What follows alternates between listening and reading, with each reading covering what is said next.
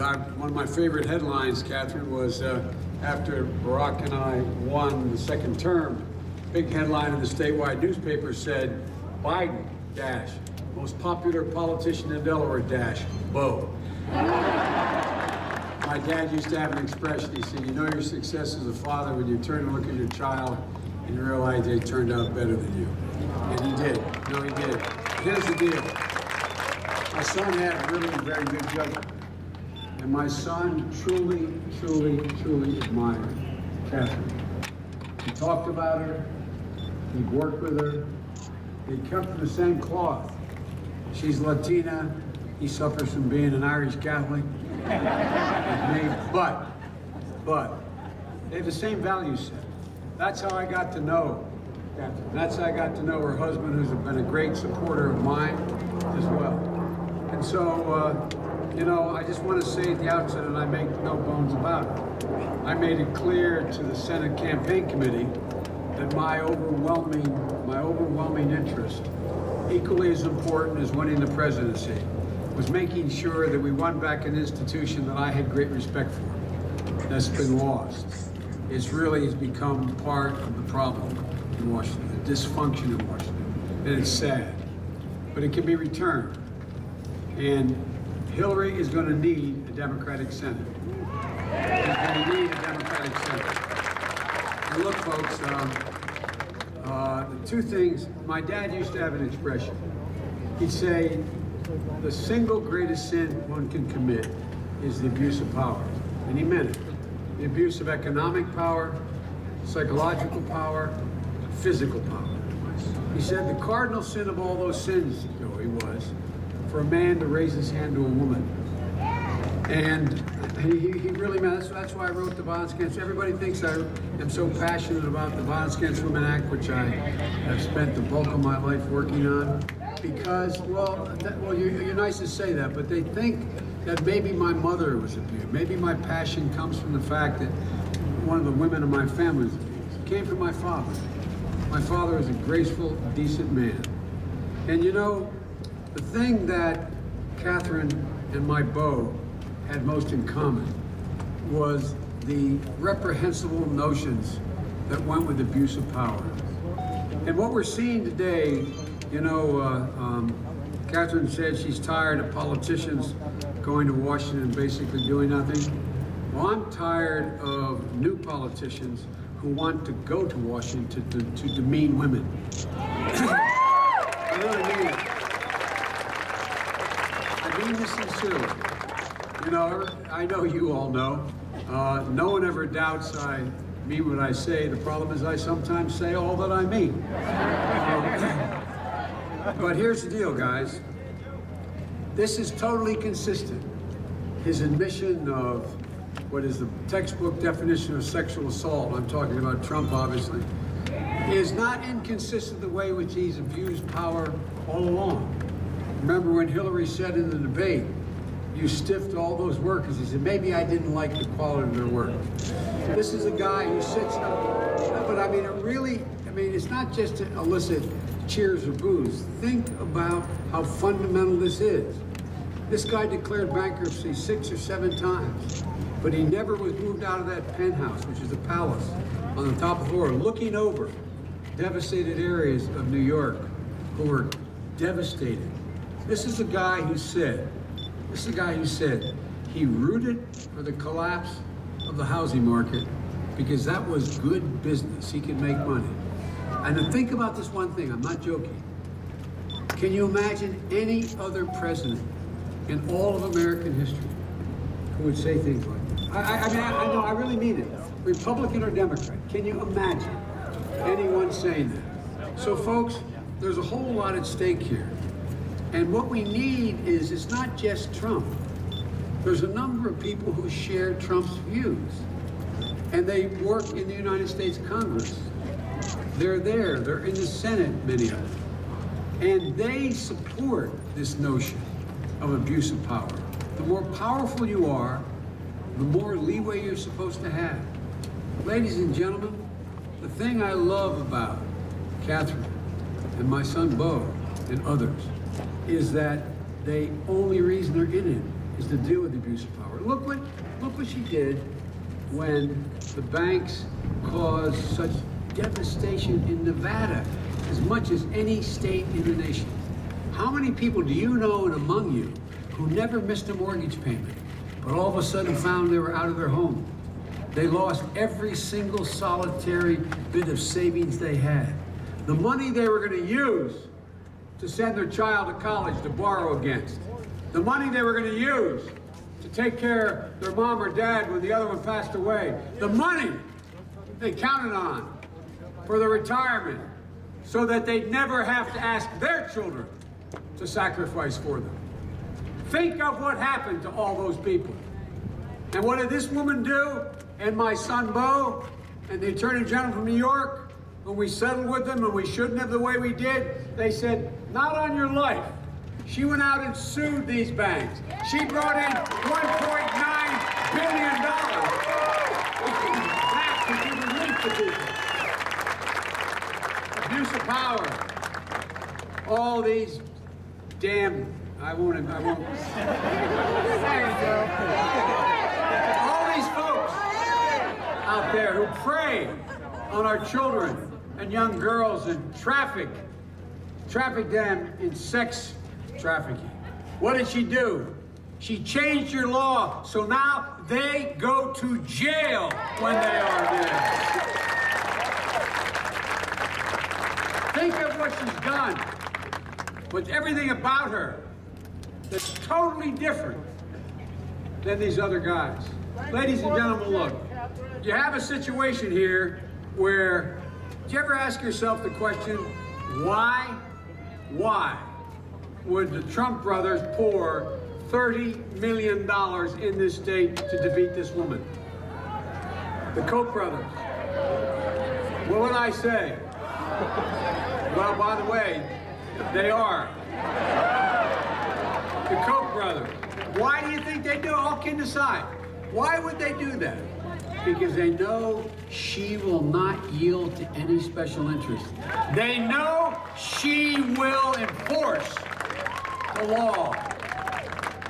And look, folks, I've known Hillary for over 30 years. Everybody knows she's smart, she's tough. Everybody knows that. But you know what else I know about her, but she has not yet been able to break through and show. I know her heart. I know her heart. When she was the Secretary of State, she came in at breakfast in my home every single Tuesday morning for an hour and a half. And when she came to the Senate, I was what they facetiously refer to in the Senate as her rabbi. I was the one who got her on committees. No, for real. We've been close friends. And I know how much she cares. But ladies and gentlemen, you know, there's a double standard when women running and men running. And for example, when I talk about my son Beau, sometimes it catches me off guard and I have trouble talking about it. And the press writes, well, that just goes to show that Joe is a passionate, loving father who adored his son. Bill Clinton is a rapist! Infowars.com! Bill Clinton is a rapist! What a bomb!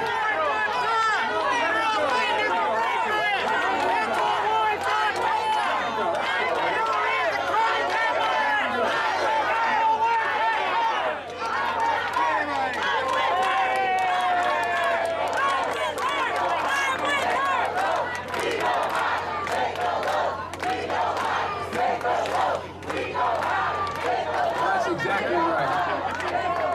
But look, folks, Hillary Clinton has lost, God forbid, her daughter, and she filled up. You know what they say? They say she's playing the woman's card. They say she's appealing for sympathy. There's a different standard. There's a different standard here. So it's harder for Hillary to show her heart. Just like it's harder for Barack to go out there and be angry as I get and passionate. What happens if he does that? He's an angry black man. One of the finest women I know. What happens every single time that Michelle shows passion? The right, and some of the press calls her an angry black woman. Well, ladies and gentlemen, there's certain realities we have to overcome, but here's the point.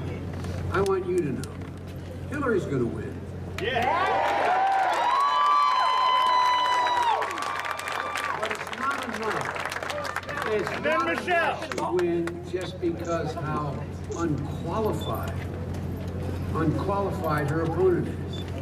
We have to talk to the rest of this campaign about who she is, about her heart, about what she cares about. And she cares. She cares deeply. There's a reason why she's supporting the idea, along with Catherine, of free college education, free community college. You know, here's the deal. You know, the Republicans always talk about, we're for productivity. We want to grow the economy. We are. Well, I'll give you a little productivity fact. If we have free community college education, that puts 9 million people in school, and that means that it grows, the gross domestic product grows 0.2%. That's over $1 trillion over 10 years.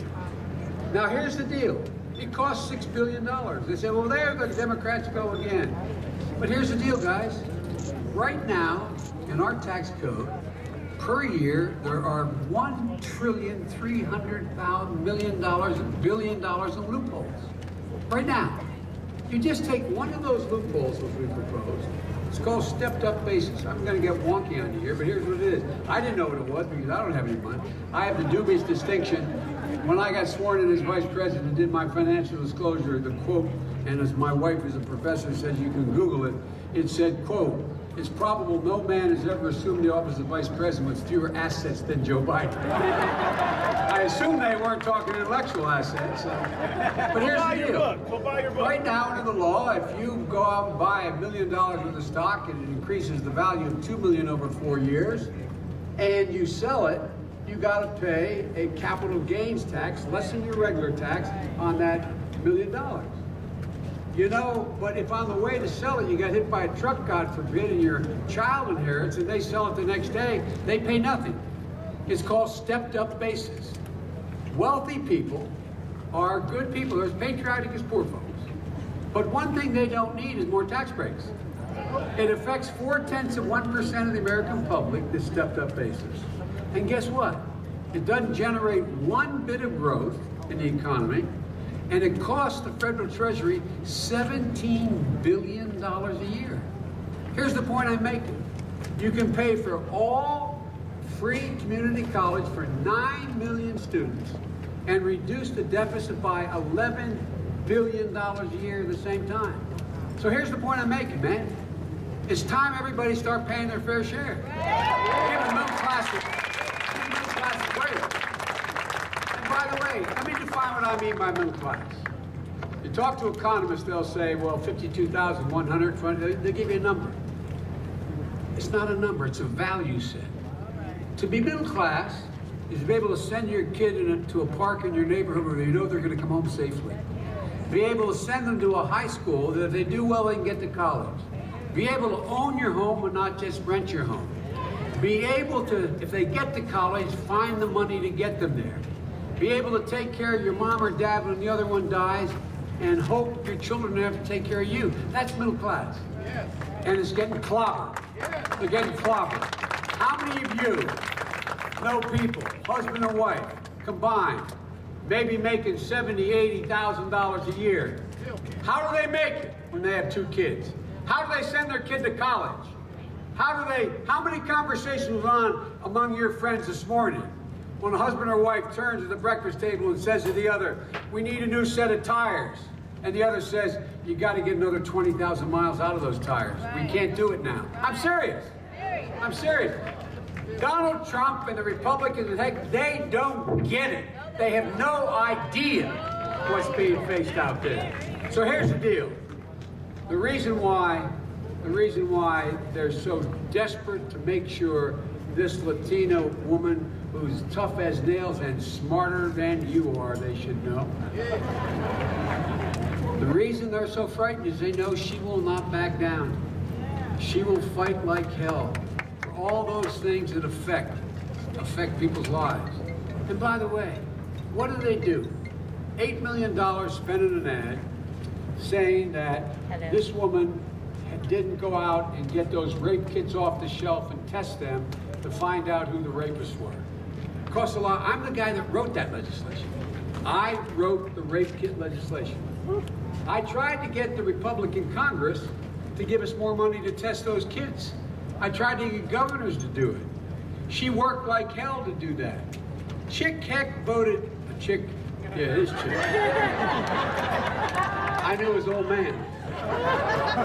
Voted twice against funding testing those rape kits. And then they have the audacity to run $8 million worth of ads and say this is the woman who did not test the rape kits. And by the way, all that turn, you had a Republican governor. What did the state legislature do to help? Zero. It took her 8 years, and we finally got it passed. And what happened? $6 million came to your state last year, and you're going to eliminate the backlog by 2018. But here's the point. These guys are doing the same malarkey. Here's what they do. They accuse you of their weakness. So don't have any of it, ladies and gentlemen. Look, Catherine believes everybody should be paid their fair share. You condemn the war in Saudi Arabia. But no, it's a fair question. It's a fair question. No. Hey man. Let me answer your question. Let me answer your question. Do you want me to answer your question? Well, hush up a minute then, okay? The answer is, we have been pushing, don't throw him out, don't throw him out, he's a decent guy. Look, here's the deal. The deal is we've been pushing the Saudis as hard as we can not to go in to Yemen and bomb in Yemen. But the Houthis are equally as bad. They're just firing on American ships as well. That's why we're working so hard to get a ceasefire and get a negotiated settlement. So you're right, you have a reason to be concerned. Okay? Thank you. So look, here's the deal, guys. I got so much more to say, but I'm not going to say it because from where I come from, you make people stand on hard blacktops for more than a half an hour, you lose all their votes. And when it's hot, somebody's bound to faint. And so, but here's the deal, guys. Look, we got 26 days left in this election. 26 days. Nevadas can still register until the 18th. And, pardon me? Online, yeah. I was gonna, well, why don't you guys come up and do this? I don't have to tell you this. You all know it. But here's the point I want to make. What I want to plead with you about, even though we know that this guy has so shot himself in the foot, we're probably going to win the White House, and we got a first-rate candidate, here's what I don't want to have happen. And I've seen it happen throughout my career. I got elected to the Senate